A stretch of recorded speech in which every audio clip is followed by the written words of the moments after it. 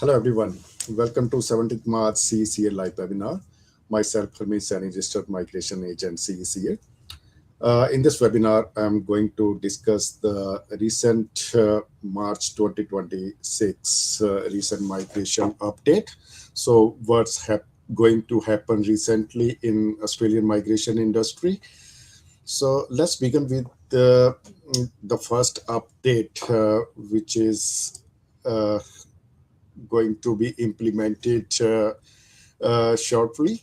So the major update is first of all temporary visa travel restrictions. So Australian government is going to introduce a migration amendment March 2026, according to which they're going to give the special power to the immigration authorities to temporarily block certain temporary visa holder from entering Australia during this global crisis. So the main aim of this restriction is to having visa to prevent visa overstay in Australia and unexpected asylum claims due to conflict and instability in overseas. So the main question is who are going to be impacted by these new regulations. So it's a big policy shift. So Australia can now restrict entry based on global event, not just individual applicants. So which means most of the applicant who will be impacted by the war-prone areas, and even they have the Australian visa as well, and they're trying to enter Australia. So their entry may be restricted. Not compulsory, but could be restricted by the Australian migration authorities at the airport. So second update, it is regarding temporary graduate visa subclass 485. So visa subclass 485 fee, which is increased from 1st of March 2026. And for the main applicant, the visa fee increased to 4,600, which is almost the double of the previous fee for this visa subclass. So the impact of this higher fee increase could be the much more expensive for international student to stay after the study, and likely to reduce demand and push people towards other visa options. So third update, it is regarding subclass 407 visa.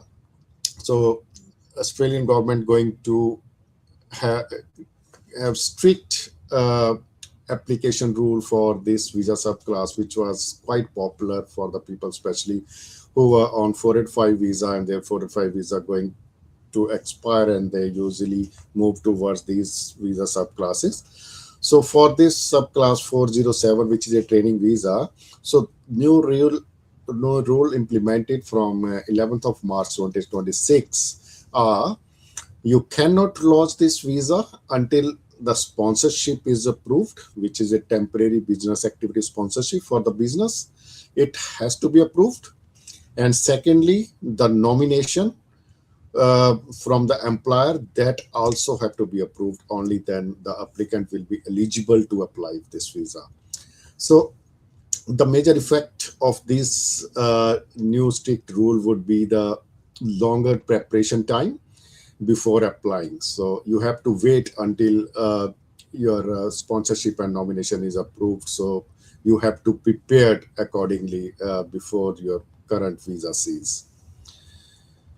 And the fourth update, it is visa processing time overall. So government from 6th of March 2026, the government is going to introduce a major processing reform in visa processing. According to the new reform, so it targets standard processing time and real-time application tracking and automated document check. So what would be the impact of these changes? So for this new overall system, new reform in visa processing, so it would be faster and more transparent the processing of visa application. Second, less uncertainty while waiting. So, for example, some people apply for the visa, especially for permanent visas, or the visas have partner visas, and some other visas as well, which having the large processing time. So now they don't know what's going on with their application. They keep on waiting, and then case officer will allot after a year or 2 years. Then he process the application and start communicating with the clients if they require more documentation, or process the application accordingly. But now the government going to have some going to have measures on some strict transparency rules, and for the processing, faster processing of those applications. They so applicant will be notifying time to time. Next updation, it is regarding skilled visa salary threshold. So the TASMIT, for especially for employer sponsored visas. So from July 2026, the TASMIT rate is going to increase. So it is going to, for the core skill stream, the threshold going to increase to 79,499. And if you not qualify under core skill streams and you have to go for specialist skill stream, in that case, you employer have to pay you 146,717. So this amount, this is the minimum threshold amount the employer have to pay if they're going to sponsor you under this stream. So now the impact of these changes would be this. It would be harder for the employers to sponsor, especially the lower paid role, because employer now have to pay more salary if they're going to sponsor someone for 482 visa subclass. And secondly, the focus will be shift towards higher skill migration. So those people who are highly skilled and could be paid the higher salary, and they will be more benefited by this scheme. So overall, if we see all these migration reforms, so what's going to be happen till date?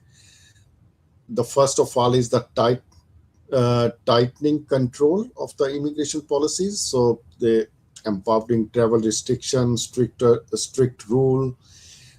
Secondly, increasing cost in terms of visa fee, and improving systems, new reforms for the visa processing, faster visa processing would be there. And lastly, they're targeting highly skilled migration, so means higher salary thresholds. So what it mean in the simple form, if I would like to explain to you. So for example, what would be the effect of these new reforms to the students? So the students have to pay higher cost, and they would have fewer easy pathway after their student visa.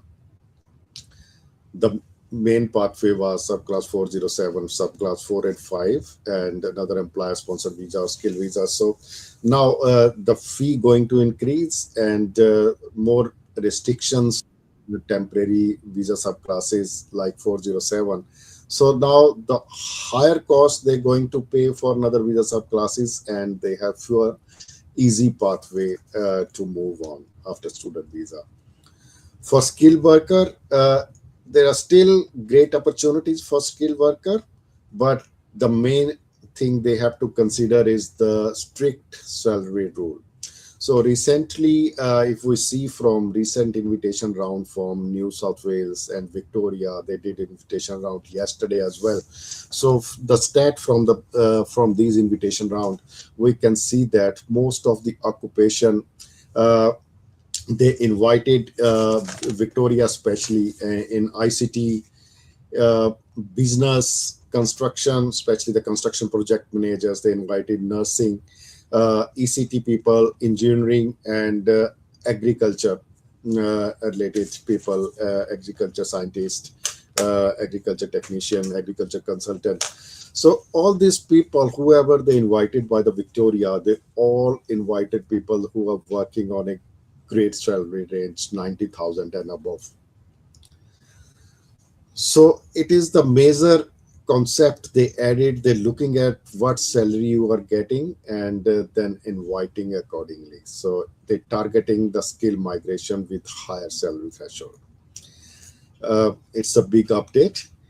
And my advice to future uh, clients as well, whoever lost their EOIs and waiting for their invitation. So my advice is to work in your nominated occupation and work towards your credited salary in your account. So uh, if your salary is not enough at this stage, you're working at 65,000, 70,000, 75,000 at the moment. So within up to next financial year, so maybe you guys be incremented. So if your salary threshold be more than 80,000, so then there would be the chances for getting invitation from Victoria and New South Wales like states. And for employer, the effect of these reforms would be they have to give more salary to the workers because this means again going to increase. So that's why they have to make more planning before considering to sponsor any temporary worker, either for 482 visa or permanent worker for subclass 186 as well. And overall, for most of the applicant, uh, all people, so they we expect more scrutiny about faster processing of visa application. So these are the most recent update I discussed with you till date. And we will also keep you updating and in future as soon as any new policy will come up. So if you have any question in your mind, would like to ask something, so you can contact our nearest CC office or you can directly contact me. My number is displayed on the screen. So thank you so much for today, and we'll see you with the next update soon.